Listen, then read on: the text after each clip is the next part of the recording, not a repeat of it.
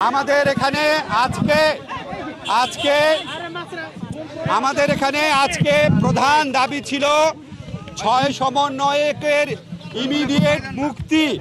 সেটা অর্জিত হয়েছে আমরা জেনেছি, কিন্তু আমরা শুধু সেজন্য আসি নাই, আমরা সকল শিক্ষার্থীর মুক্তির দাবিতে আসছি। আমাদের এখানে কারা কারা আছে একটু বলে দেই আপনাদের। আমাদের দেবপ্রিয় ভট্টাচার্য আছেন, ইফতেখারুজ্জামান আছেন, প্রফেসর সুমাইয়া খায়ের আছেন, প্রফেসর আমাদের এখানে রেজওয়ানা হাসান আছেন, শিরিন হক আছেন, আমাদের এখানে প্রফেসর তাসনিম সিদ্দিকী আছেন, আমাদের এখানে প্রফেসর আবরার আছেন, আমাদের এখানে প্রফেসর গীতিয়ার আছেন, শাহিন আনাম ম্যাডাম আছেন মানুষের জন্য ফাউন্ডেশনের, আমাদের প্রফেসর মুস্তাফিজুর রহমান আছেন, আমাদের মির্জা তাসলিমা আছেন জাহাঙ্গীরনগর ইউনিভার্সিটি, আমাদের সামিনা লুৎফা আছেন, আমাদের আরো অনেকে আছেন, অনেকে আসবেন। আপনারা প্লিজ একটু ধৈর্য ধরেন, আমাদের একটা ব্যানার আছে, ব্যানার আসছে, আপনারা একটু ওয়েট করেন প্লিজ। চিন্তা ভাবনা এবং তেমন সে মেধাবী, এই ধরনের ছাত্রছাত্রীরা যে কোনো আন্দোলনের সাথে যুক্ত হয়। তো সুতরাং এইসব ছাত্রছাত্রীকে আটকে রাখা একেবারেই যুক্তিসঙ্গত এবং গুম করে রাখা হয়েছিল, পরবর্তীতে হাসপাতালে ফেলে দিয়ে আসা হয়েছে। ময়মনসিংহে আমার আরেক ছাত্রকে মারা হয়েছে। আমার মনে হয় এটা জানিয়ে এদের সকলের নিঃশর্ত মুক্তি জানতে চাচ্ছি। এখন বক্তব্য রাখবেন শিক্ষকদের পক্ষ থেকে। কর্মসূচির মধ্যেই আছে, ছয় সমন্বয়ককে ছেড়ে দিয়েছে, কিন্তু আমরা কিন্তু দেখতে পাইনি তাদেরকে কোথায় নিয়ে গিয়েছে। আমরা কিন্তু তাদেরকে মুক্ত অবস্থায় দেখতে পাইনি এখন পর্যন্ত।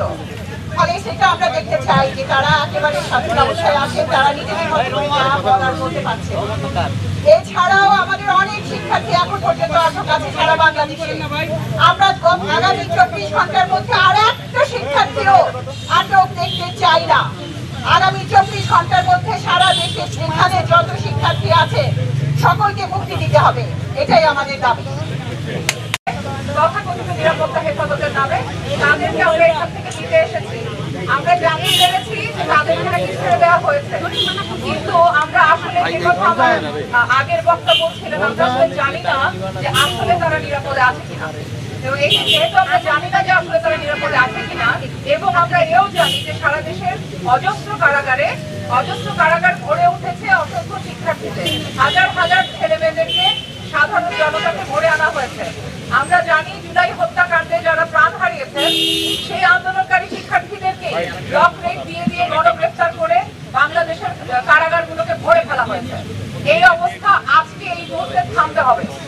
সমন্বয়কদের যেমন ছাড়া হয়েছে, সেই একইভাবে সমস্ত দেশের নিরাপত্তা দেওয়ার জন্য আপনারা সরকারে বসেছেন। আমাদের সন্তানদের রক্তে বাংলাদেশের রাজপথ রাঙানোর জন্য আপনাদেরকে আমরা ওখানে বসিয়ে রাখি নাই।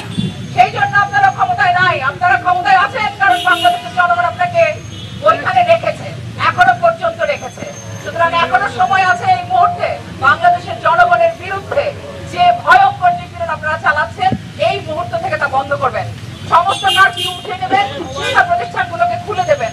ঢাকা বিশ্ববিদ্যালয় সহ বিশ্ববিদ্যালয়ের যেখানে আপনারা মিডিয়ার বিজিবি সব মোতায়েন করে রেখেছেন, সেখান থেকে আপনাদের বাহিনীগুলোকে বিদ্রোহ করতে হবে। আজকে এই মুহূর্ত থেকে আপনাদের বাহিনীগুলো ক্যাম্পাসে কেন থাকবে?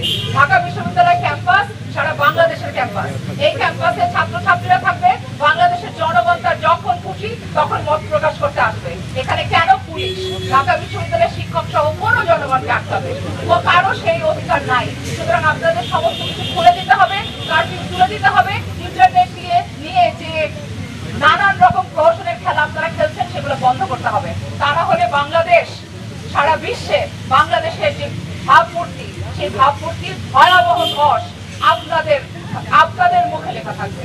আপনারা এটার জন্য দায়ী থাকবেন। আপনারা এই সরকার যারা আছেন তাদের জন্য বাংলাদেশের ভাবমূর্তি সারা বিশ্বে ভয়াবহ ভাবে তলানিতে নেমে আসছে। আপনাদের যদি এখনো শুভবুদ্ধির উদয় না হয়, তাহলে আর কবে আর কত রক্ত লাগবে আপনাদের, আর কত মানুষকে গ্রেফতার করা লাগবে আপনাদেরকে এই শুভবুদ্ধিটুকু দেওয়ার জন্য? আপনাদের এখনো সময় আছে, সবাইকে ছেড়ে দিন। এবং যাদের পরিষ্কার চিহ্নিত করা যাচ্ছে ভিডিও থেকে, সেই সমস্ত হত্যাকারী